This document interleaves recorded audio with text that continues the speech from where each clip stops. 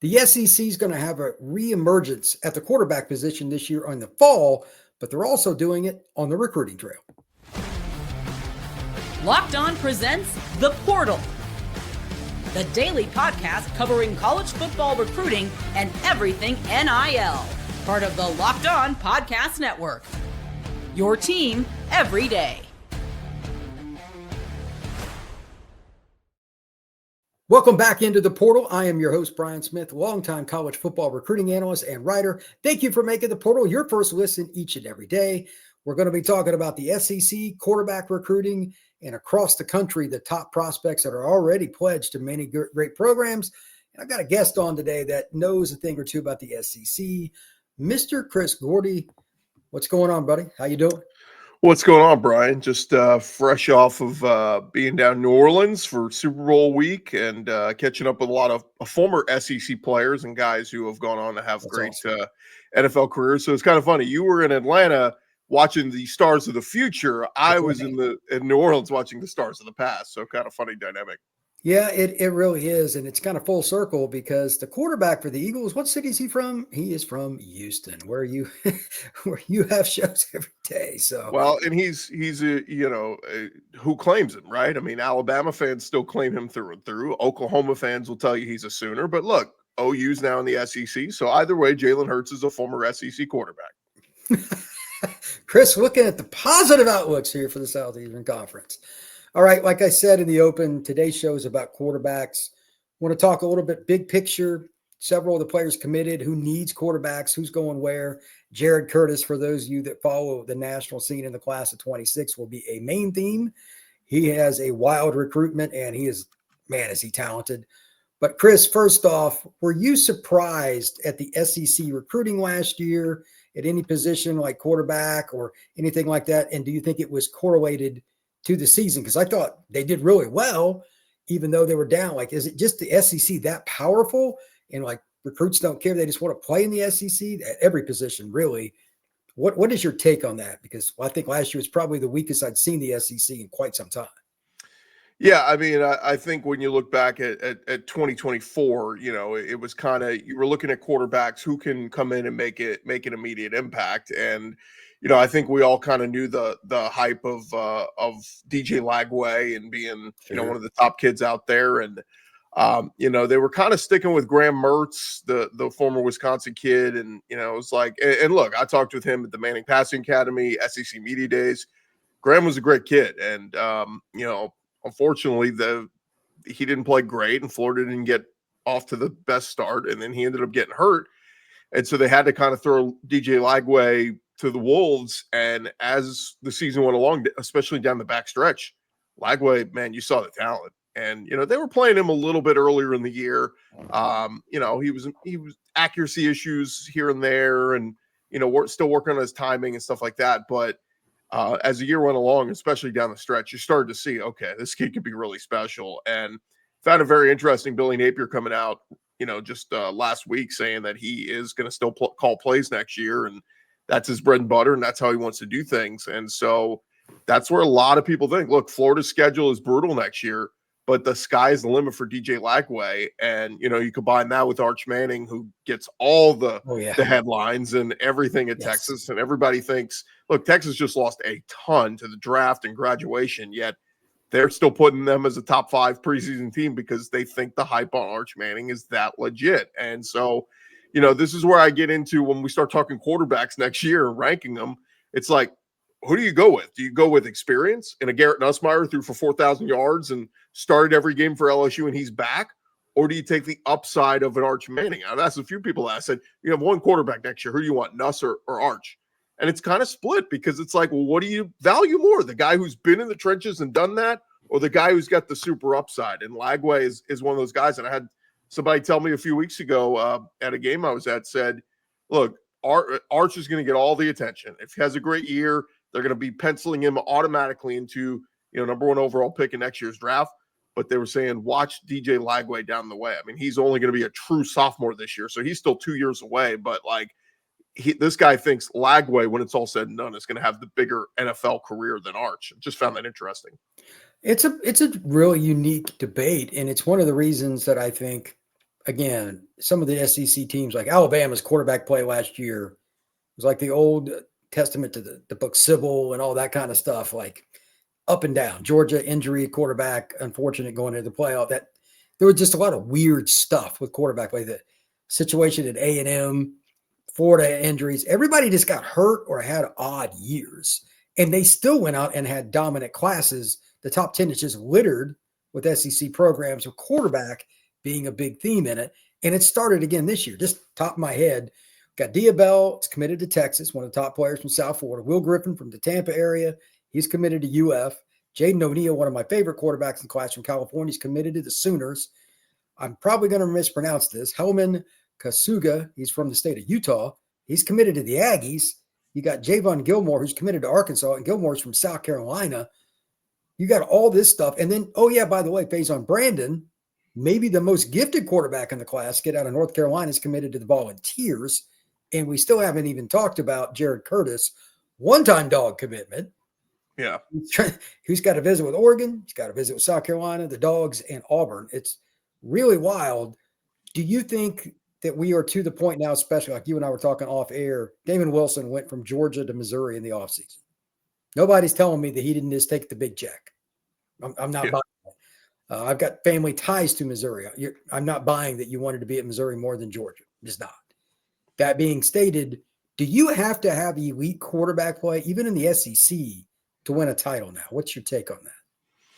Yeah, I mean, look, Carson Beck had an up and down year for Georgia, and yet at the end of the day, you know, they turned to Gunnar Stockton in the second half after right. Carson Beck gets hurt, and they still win the SEC championship. So I mean, I would say maybe you don't need the greatest quarterback if you're stud defensively, you got a good running back. You know what I mean? Like if you're good at everything else, then or elite at everything else, then maybe you don't need the stud star quarterback. But no, I mean, you know, we look around the league right now, and look, Taylon Green was very good for Arkansas last year. He embraced the Bobby Petrino system, played a bunch of games at Boise State. He's been around a while.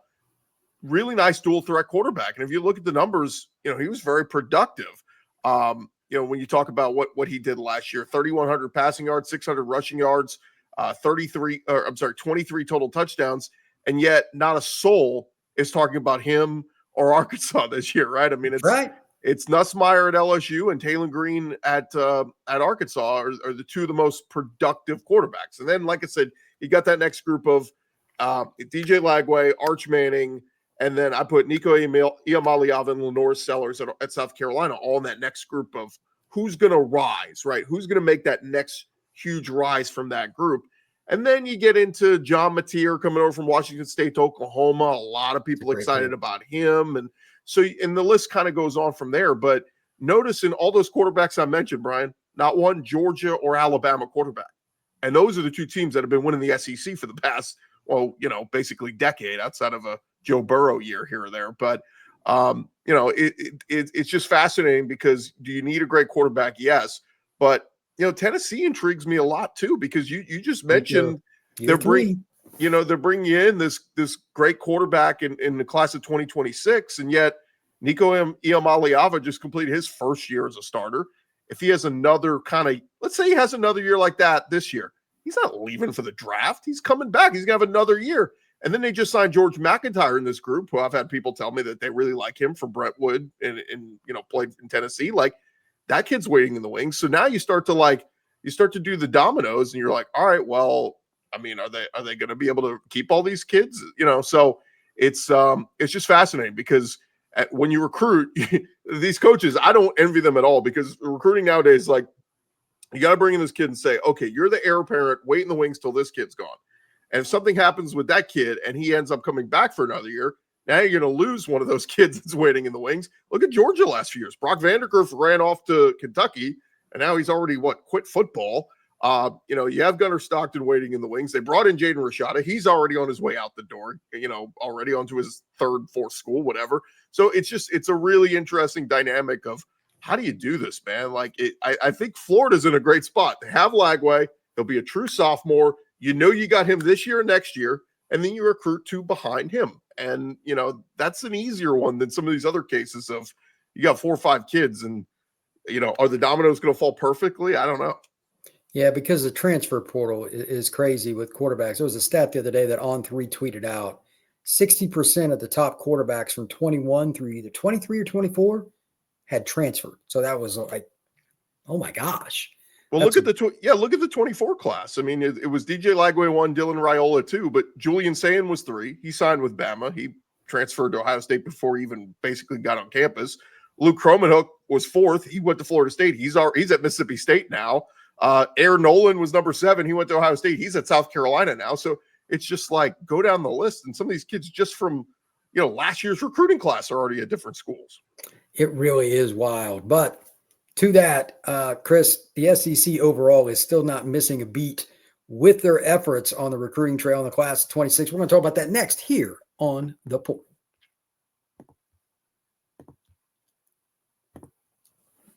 After the holiday hustle, there's nothing like giving your home a little TLC.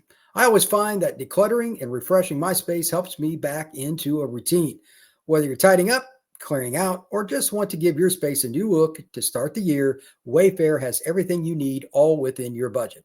Personally, I just bought a nice computer desk, an L-shaped desk that I'm putting together right now for just over $120 off Wayfair, and it looks great. So I'm looking at other furniture and different things on there, and I like it a lot, and it's easy delivery right to your door. Again, I just had that happen. There's something for you and everybody, for every style and every home, no matter your space or your budget. And Wayfair makes it very easy to tackle your New Year's home goals. Give your home the refresh it needs with Wayfair. Head to wayfair.com right now. That's wayfair.com. Wayfair, every style, every home.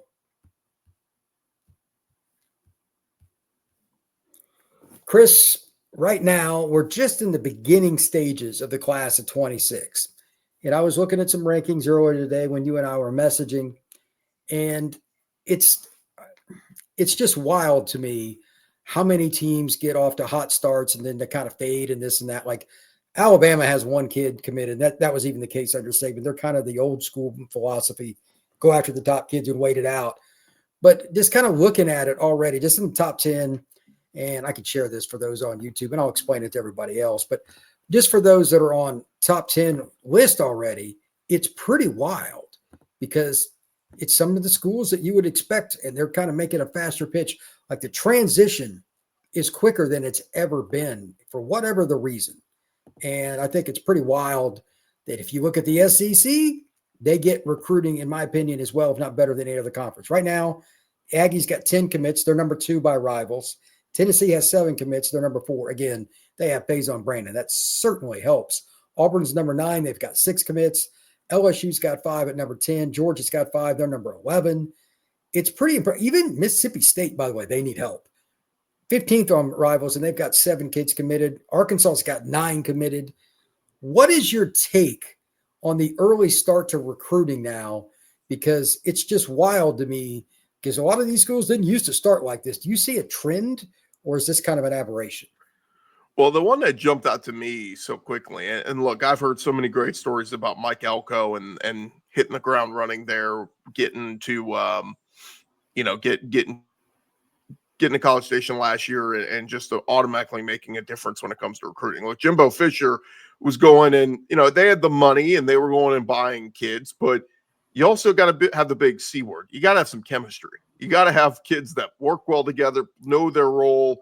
They had some bad eggs in that top recruiting class they brought in. And I say bad eggs, just kids that just, either had attitude problems, kids that, wanted to smoke weed, it was just all kinds of, it was a hodgepodge of all kinds of different stuff. And Elko's come in with that blue collar mentality and he's selling kids, man. I mean, they were leading the SEC down the stretch of the season before things kind of fell apart towards the back end where they lost a couple of games. But, I think that kind of being on the national stage and saying, look at Texas A&M, we're turning this thing around. Last year was supposed to be a transition year. And so to have 10 kids already, and by the way, 3 of their top kids are from the state of Georgia.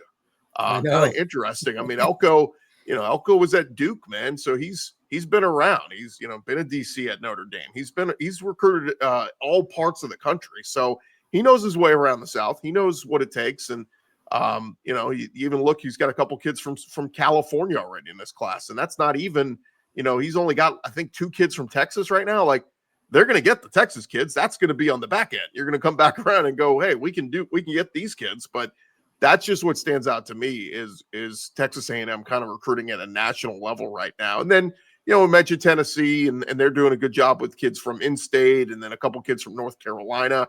I think you and I talked about that. We'll see how that dynamic changes with Bill Belichick now at UNC. Is he going to try to put up a fence around the state? But, even in the state of Alabama, Tennessee and Josh Heupel have been doing some work. And then, Auburn so well. It starts in that state of Alabama, and to have Hezekiah Harris and Jermichael Garrett from in-state is absolutely big. And, I think give Sam Pittman some credit too at Arkansas. I mean, all the talk of him on the hot seat and possibly being fired last year, you pivot to he's got a pretty good recruiting class right now. 9 kids already in that group, and everybody from a couple kids from Oklahoma, Adam Austin and Colton Yarbrough, and so we'll see where they end up closing with that. But yeah, certainly it starts at the top, and a lot of these schools saying let's rack up, man. Let's not sit around, because they know when the season hits, man.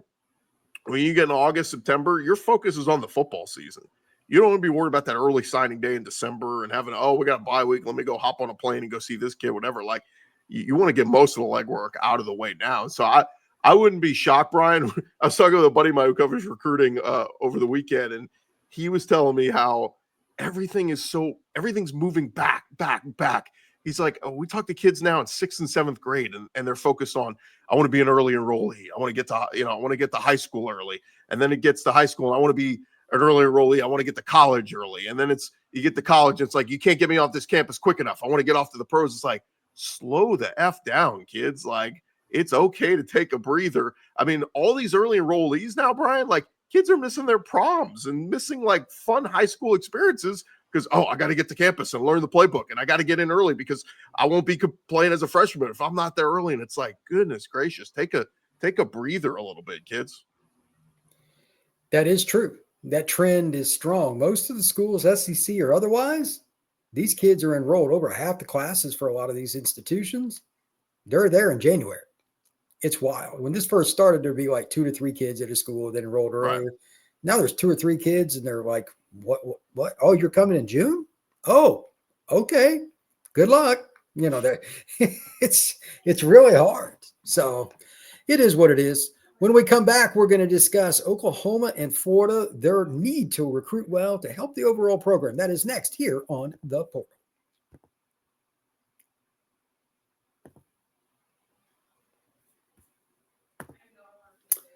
Chris, which one do you think needs the recruiting wins and the valuable momentum from recruiting to help the fan base kind of pump the brakes?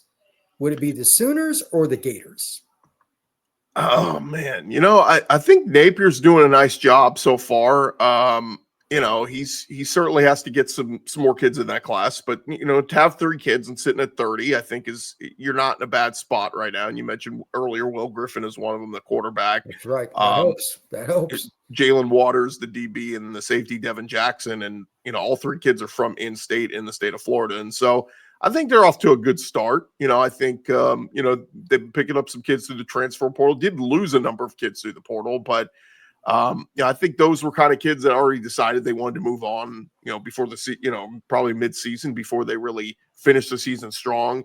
Blew out a good Tulane team in the bowl game, Gasparilla Bowl, I believe. So Billy Napier's carried a lot of momentum into this offseason. And so, a little surprised he hasn't added more to that recruiting class, but wouldn't be surprised if we see some more kids as we get, closer to the summer months, get through these, spring ball and all that. And, word starts to spread of, oh man, DJ Lagway looks incredible in spring. And suddenly start to turn some wide receiver heads and some tight end heads and running backs. And, I think then I wouldn't be shocked, Brian, put it this way, if we don't get to July and Florida's got 10 kids and they're sitting around 11 or 12 in the recruiting rankings. I think that's probably just thought, because look, Napier got the vote of confidence. That was the big thing. That's the scary part for recruits always. And they were behind the 8 ball last year. Is like, if you're on the hot seat, people are talking in every circle, and parents are afraid to send their kid to go commit to a guy that might be fired next year.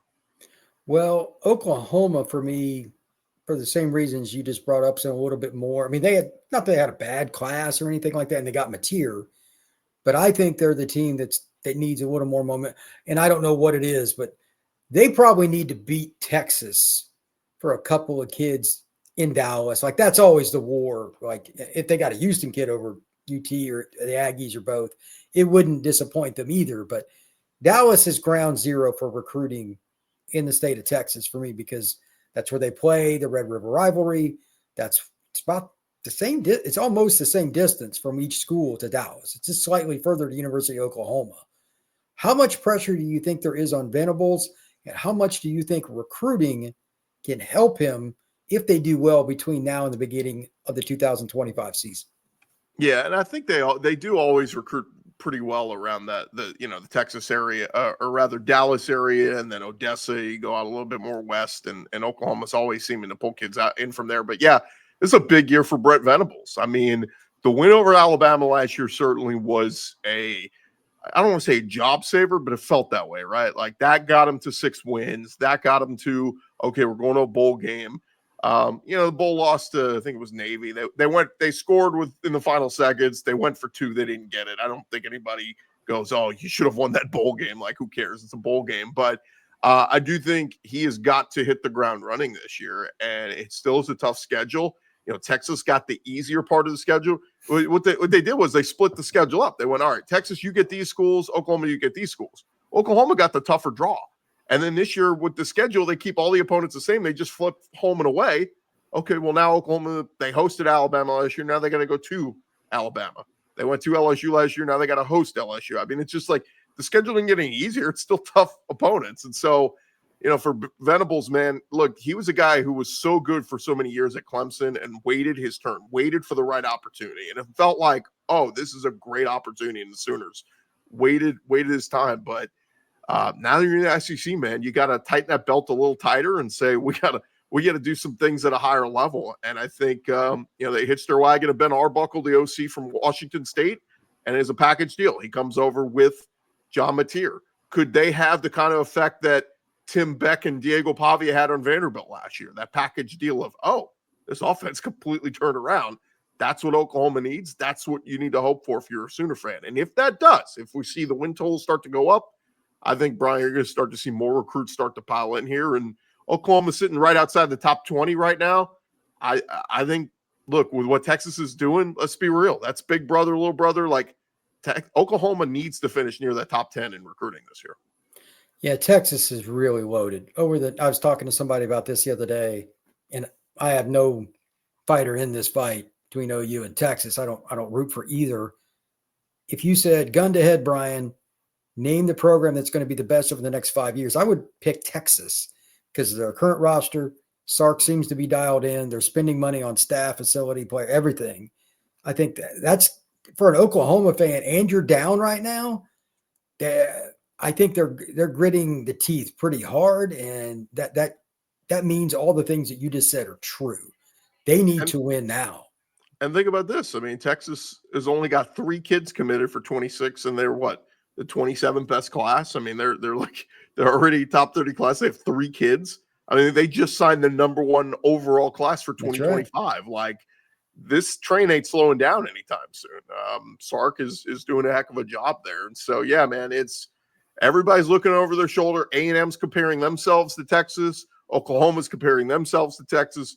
And Longhorns are sitting there going, hey, 2 straight years of, playoff appearances. And, we played for the SEC title. We came up short, but they're hoping they don't take a step back and they can keep this train rolling. But, man, I was on campus at UT a couple weeks ago, Brian, and I saw the Lambos. I saw the cars those kids are driving. There was money abundance around that campus in Austin, and they're taking care of kids and saying, hey, come play for us.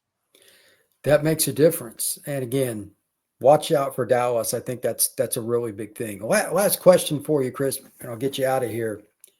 Oklahoma, Texas, they come into the SEC. Obviously, Texas hit the ground running. That's obvious. What do you think, besides receiver, where Oklahoma was just decimated with injuries? I mean, it was just insane. Where else from watching them do you think they need the most influx of talent from the recruiting ranks to get it going in Norman? Well, I think they've got to replenish that defense a little bit. I mean, you're losing two of your best, defensive players. Billy Bowman was, he was, all over the place for them and was a big leader of them defensively. And they've got to find some kids, and they've addressed some pieces through the portal. Marvin Jones coming over, Kendall Daniels, Cortland Guillory, but good news is they're getting Dominic Williams, the big kid from TCU last year, is coming back for another season, and that's a kid that everybody thought was just going to be one and done. He was going to come, and that was going to be it. But he's coming back, so that will help. But yeah, I just thought Oklahoma, their strength most of the year was defensively, and I mean, there's no denying the offense has got to get better, but they got to replenish some of those pieces defensively. And so if they can do that and still be strong defensively, we know that's Brent Venables' bread and butter.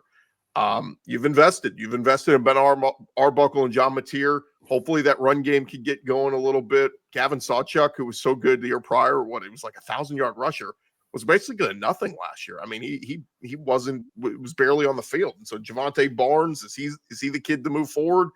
We'll see. But yeah, I mean, those receivers are, they've got to see, some better pass catchers. And I think they will. They've brought in some kids through the portal, so we'll see what it looks like. But yeah, man, Oklahoma not scoring points. It's like they're the opposite of what they were under Lincoln Riley. Remember, it was all offense and no defense. Now Oklahoma's like looking in a mirror. They were all defense and no offense. But I think, look, they got to score some points, but you got to get stops when you need them. And, there were some games last year where they couldn't get the stops when they needed them. That is absolutely true. They couldn't win some close games, and their offense was in the way quite often. But anyway, Chris, tell everybody where they can find your work. Yeah, Locked On SEC, wherever you get your podcast. Let me ask you real quick, Brian. Bama fans concerned? 54th best recruiting class right now, one commit. Like panic button, DeBoer? No, they're in on a ton of kids. I'm not worried about their recruiting yet. Ask me that question in a month. If they're at one in a month, you and I will do a whole podcast on it. Yeah, we get to 8A spring game and they got one kid. It's panic. Okay, that's DEFCON 1 at that point. Okay. That's a different deal. But no doubt. Locked On SEC, wherever you get your podcast, covered all things Southeastern Conference. And yeah, man, this is a busy time of year. We've been getting into some more basketball conversation, and certainly going to keep an eye on the draft. We love seeing the SEC set records with most kids in the draft. And then, of course, all the everything was from spring ball to overreactions. What's team's biggest needs? What do they need to answer in the spring? All that for you, Locked On SEC. You can find us the same place that Chris is talking about. Locked On the portal, Apple, Spotify, Amazon, wherever you get your pods, and of course on YouTube. Like, subscribe, share this podcast. We will see you again on the portal.